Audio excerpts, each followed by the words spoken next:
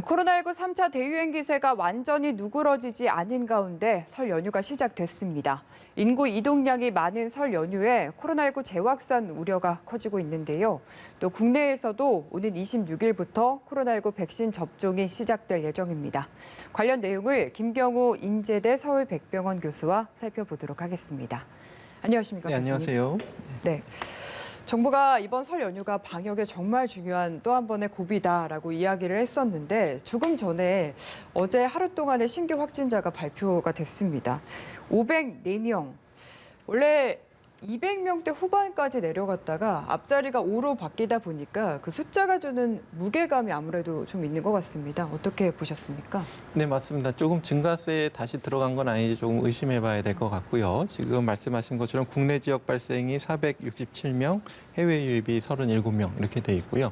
보통 월, 화, 요일 같은 경우에는 휴일 영향으로 좀 적게 나왔다가 수요일 날 좀 증가했는데 목요일은 약간 또 다시 감소하는 추세로 수요일보다 좀 적게 나오는 것이 일반적인 경향이었는데 오늘은 어제보다 더 많은 국내 지역 발생 환자가 나왔고 아마 내일과 모레까지 추이를 좀 봐야 되겠지만 또 오늘부터 휴일이기 때문에 휴일의 영향으로 검사 건수가 감소한다든지 그러면은 조금 적게 평가될 수가 있기 때문에 우리가 지금 확진자 수가 중요하긴 하지만은 우리가 조금 더 방역 수칙을 잘 준수하면서 혹시 휴일에 확진자가 좀 준다고 해도 전혀 방심해서는 안 될 것 같고요. 해외 유입 사례는 그렇게 많지는 않았는데 이제 20명대에서 최근 좀 3, 40명대로 약간 증가하는 것 같고 또 절반 이상이 국내 검역 단계보다는 국내 지역 사회에서 자가격리 중에 발견되시는 사례들이 조금 증가하고 있어서 자가격리를 이제 철저히 잘 지키시면 이제 해외 유입되신 분들이 지역 사회 전파로 이어지진 않는데 혹시라도 지역 사회에서 이제 자가격리에 조금이라도 좀 소홀하시게 되면은 해외 유입 같은 경우에도 지역 사회로 이어질 가능성이 있기 때문에 우리가 항상 주의하고 경계를 늦춰서는 안 될 것 같습니다. 예, 이렇게 숫자가 요 며칠 크게 늘어난 거는 경기 부천의 종교시설 그리고 보습학원에서 집단 감염이 좀 크게 늘어난 영향이 큰 것 같고요. 지금 걱정이 되는 게 수도권 감염 재생산 지수가 다시 이를 넘어섰다. 그럼 이 상태 그대로 있으면은 다시 확진자 수는 조금씩 늘어날 거다. 저희가 이렇게 봐야 되는 상황 아닙니까?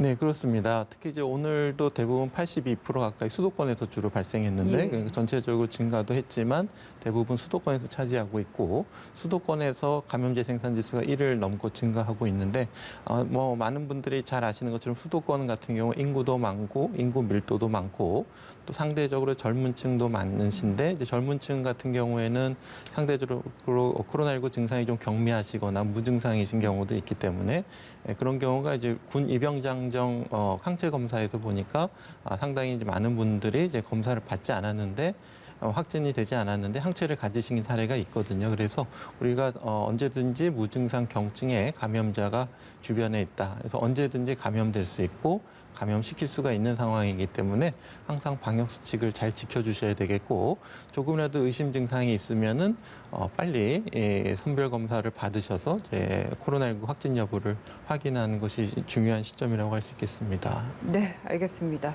어쨌든 이제 코로나 3차 대유행 기세를 좀 확실하게 잡은 다음에 설 연휴를 맞고 싶었는데 그러지는 못한 것 같은 상황이고요. 5인 이상 사적 모임 금지 조치가 계속 유지가 되고 있는데 이게 사실 집집마다 뭐 일일이 문을 두드리면서 확인할 수도 없는 상황이라서 이게 잘 지켜질 거라고 좀 보시는지 효과가 얼마나 있을 거라고 예상을 하십니까? 네, 특히 이제 설 명절에 이제 5인 이상 집합 금지 조치는 사실 가족분들을 위한 거라고 보셔야 될 것 예. 같습니다. 그래서 뭐 누구를 위한 것이 아니고 그 단속이나 뭐 이것도 뭐 과태료를 주기 위해서 뭐 단속하고 이러진 않을 것 않고요.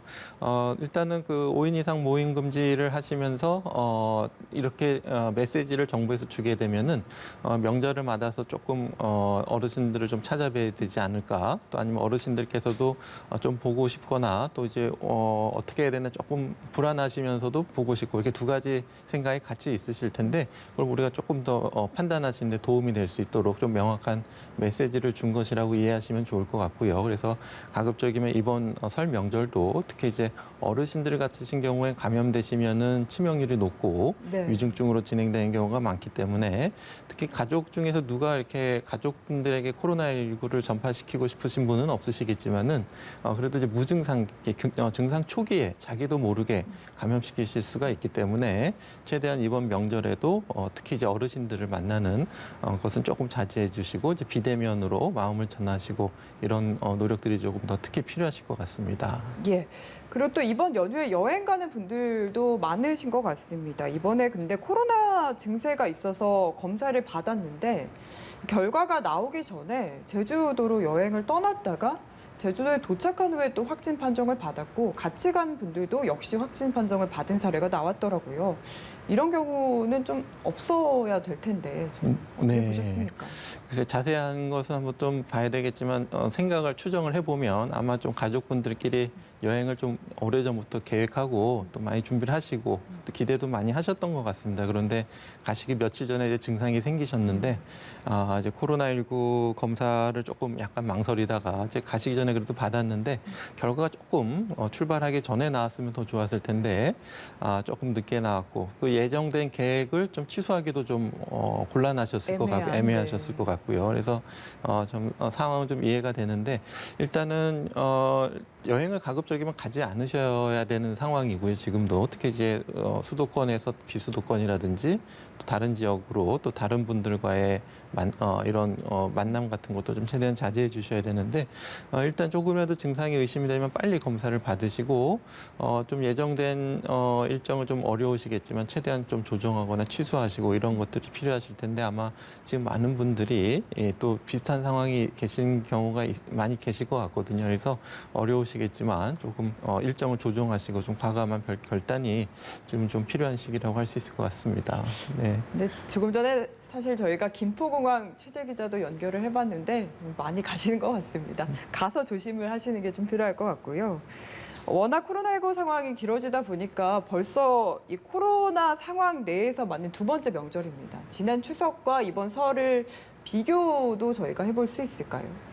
네, 아마 추석 때도 많은 분들께서 추석 명절 방역을 좀 잘 지켜주셔서 좀 우려했던 만큼의 어떤 대규모 확산세는 없었는데 그 직전에 이제 8.15라든지 이런 대규모 확산이 한번 있긴 했지만은 이번 설 명절에도 많은 분들이 잘 지켜주실 것으로 생각이 됩니다. 이제 다만 그때보다는 좀 계절이 좀 춥고 좀 밀폐된 환경에 좀 많이 있고 또 그때보다는 지금 오히려 또 계속 지역적으로 잔존 감염이 계속 확산되어 있을 가능성이 있고요. 그리고 가장 우려하시는 것처럼 지금 거리두기를 잘 지켜주시는 것이 필요한 이유 중에 하나가 변이 바이러스 유입인데 아직까지 지역 사회에 들어왔다는 증거는 없지만 만약에 우리가 조금이라도 지역 사회에서 유행이 시작될 때 그것에 이제 N차 감염을 규모를 결정하는 것이 아무래도 우리가 평상시 거리두기라든지 방역수칙 준수 여부이기 때문에 지금 특히 설 명절 때는 지난 추석과는 조금 상황이 다르겠고 또 이제 3월 달에 이제 개학도 앞두고 있고 네. 또 이제 예방 접종도 앞두고 있기 때문에 특히 지금 방역에 조금만 더 마지막까지 힘을 내주시면은 우리가 이제 봄 여름을 조금 더 안정된 상태로 맞을 수 있을 것으로 기대해 볼 것 같습니다. 네.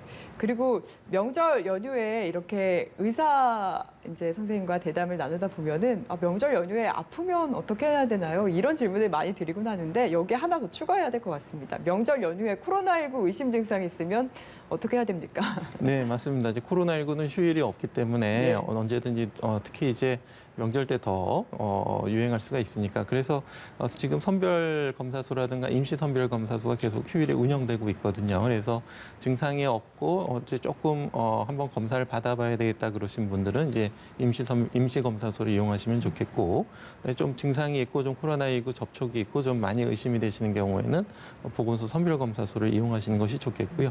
그 선별검사소와 임시검사소의 어떤 이용 장소라든지 시간 같은 것들은 이제 많이 공개되어 있기 때문에 필요한 경우에 이제 전화로 문의하실 수도 있고 그래서 검색하셔서 적극적으로 찾아서 검사 받으시는 것이 또 다행히 또 날씨도 조금 따뜻할 거기 때문에 적극적으로 좀 검사를 받으시면 좋을 것 같습니다. 네, 선별진료소 임시검사소는 설 연휴에도 정상 운영을 하고 전화도 가능하다.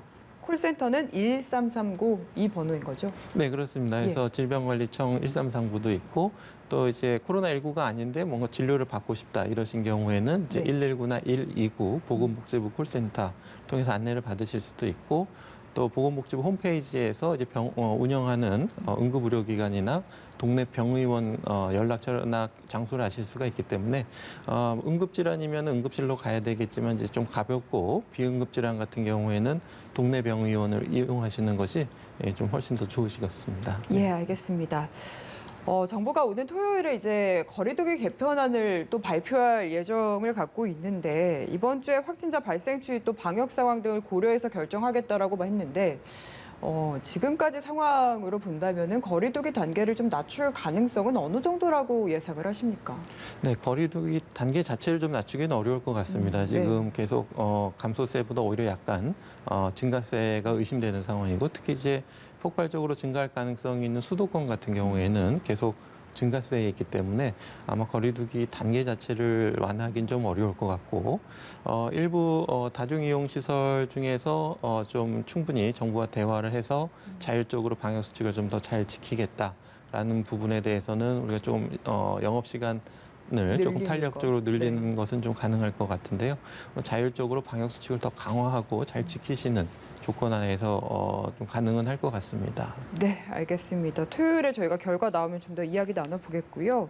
백신 얘기도 많이들 궁금해하실 것 같습니다. 지금 좀 세계 각국에서 아스트라제네카 백신을 두고 논란이 있는 것 같습니다. 특히 연령을 두고요. 근데 WHO에서는 65세 이상에도 접종을 권고한다라고 했고요. 국내에서도 식약처가 이제 사용을 처음으로 허가를 했고 65세 이상에게도 권고를 했거든요. 이 결과 좀 어떻게 보셨습니까? 네, 그래서 많은 전문가분들께서 토의와 검토를 거쳐서 내려진 결정이기 때문에 일단은 그 내용을 잠깐 보게 되면 WHO 자문단에서는 이 아스트라제네카 백신을 고령층에게 권고하지 말아야 할 특별한 이유를 좀 못 찾겠다라는 것이고 젊은 층에서 충분한 면역 효과를 보였던 백신들은 이제 어르신에게도 유사한 효과가 나타날 것으로 기대가 되고 있고 특히 변이종 같은 경우에도 아직 관련된 연구가 남아공 변이종 같은 경우에도 일부 효과가 떨어진다는 중간 보고가 있지만 아직 최종 결론은 아니고 예. 또 아무래도 경증의 증상이 있는 감염을 예방해주는 효과는 떨어질 수는 있겠지만은 그분들이 걸릴 때 중증으로 진행되는 것은 예방해준 효과는 아직 있을 가능성이 있기 때문에 아직까지 그 변이종에 대해서도 특별히 사용을 제한할 필요는 아직까지는 없겠다 이런 권고가 있었는데요. 물론 이제 조금 더 최종 연구 결과에 따라서 그 내용은 바뀔 수 있겠지만 아직까지는 지금 적극적으로 고령층에게 사용을 하는 것이 이제 안 하는 것보다 좀 더 이득이 크지 않겠나 이렇게 본 것 같고요. 지금 이제 고령층에게 아스트라제네카 백신을 지금 적극적으로 접종하고 있는 영국의 어떤 데이터들이 조금 더 나와봐야 되겠지만은 영국과 미국 같은 경우에는 이제 접종률이 증가하면서 일일 신규 확진자 수도 많이 감소하고 있고 사망률도 많이 감소하고 있기 때문에 물론 좀 세부적인 데이터는 좀 들어봐야 되겠지만 접종을 적극적으로 많이 하는 것이 확진자 수를 많이 줄이는 데 기여하고 있지 않나 이렇게 좀 추정해 볼 수 있을 것 같습니다. 사실 뭐 국내 상황이 제일 궁금한 것 같습니다. 식약처에서 어쨌든 이제 65세 이상 고령자 접종도 가능하다. 근데 최종 판단은 이제 의사가 하라라고 어쨌든 좀 자율성을 많이 줬는데 의사도 이제 개인마다 판단이 어찌 보면 다를 것 같다라는 생각이 들어서 이게 지침에 따라 좀 움직여야 되는데 너무 자율성을 준 게 아니냐라는 일각의 지적도 있는 것 같거든요. 여기에 대한 생각은 좀 어떤지 듣고 싶은데요. 네, 그렇습니다. 이제 접종 현장에서 이제 환자에게 접종하는 건 이제 의사가 판단을 하게 되어 있는데, 근데 그 전에 이제 이 코로나19 백신 접종은 국가 예방 접종 사업이기 때문에 질병관리청 예방접종 사업단에서 계획을 짠 대로 우선 접종 대상자에게 또 공급받는 백신을 접종하도록 이렇게 되어 있기 때문에 우선 질병관리청에서의 어떤 접종 전략이 가장 중요할 것 같고요. 물론 그러기 위해서는 예방접종 전문위원회 자문을 거쳐서 세부적인 전략을 구상할 것 같고요. 물론 이제 큰 구상은 이미 나와 있긴 합니다. 이제 1분기에는 어떤 우선 접종 대상자에게 접종을 하고 2분기에는 어느 정도 백신이 들어오면 어떤 접종 대상자에게 하겠다라는 계획이 있는데 그것은 이제 물론 이제 백신의 수급 상황에 따라 다를 수도 있고 또 예방접종 대상자의 어떤 접종 희망 여부에 따라서도 좀 변동이 있기 때문에 좀 차이가 있을 수는 있겠지만은 일단은 65세 이상에게 신중하게 사용을 권고한다는 것을 조금 더 보수적으로 접근한다면 우선 접종 대상자 내에서도 또 순위를 조금 바꿔서 예를 들면은 이제 1분기에 맞게 되는 우선 접종 대상자는 코로나19 환자를 직접 대면하는 의료진을 먼저 맡게 되어 있고 네. 그다음에 이제 요양시설, 요양원 이런 취약계층들이 집단으로 생활하시는 분들이나 또 그분들을 돌보시는 분들, 의료인이라든지 간병인, 요양보호사 이런 분들이 1분기에 우선 접종을 하시도록 되어 있고 또 이제 코로나19를 직접 진료하지는 않지만 많은 환자들이 병원에 다니시기 때문에 병원에 종사하시는 의료진들 또 코로나19 검체를 채취하시는 분들 또 코로나19 환자분들을 만나서 역학조사를 해야 되는 역학조사원들 이런 분들이 1분기에 우선적으로 맡게 되어 있는데 이분들이 지금 1분기에 도입될 백신보다도 훨씬 많은 분들이기 때문에 이분들 내에서 조금 순위를 바꿔서 65세 이하인 분들을 먼저 접종하는 전략도 있기 때문에 그리고 또 2분기에는 이제 65세 이상 어르신들이 맞는데 그때 이제 추가적으로 모더나라든지 얀센 백신이 추가로 돌아오기 때문에 그때 이제 그 백신을 좀 어르신들에게 65세에 적용하는 방법도 있기 때문에 지금 큰 틀 내에서 이제 세부적인 전략을 좀 조정하는 방안도 충분히 검토해 볼 수 있을 것 같습니다. 그러니까 앞으로의 접종 계획은 질병관리청에서 세울 것이다라는 말씀이시네요. 네.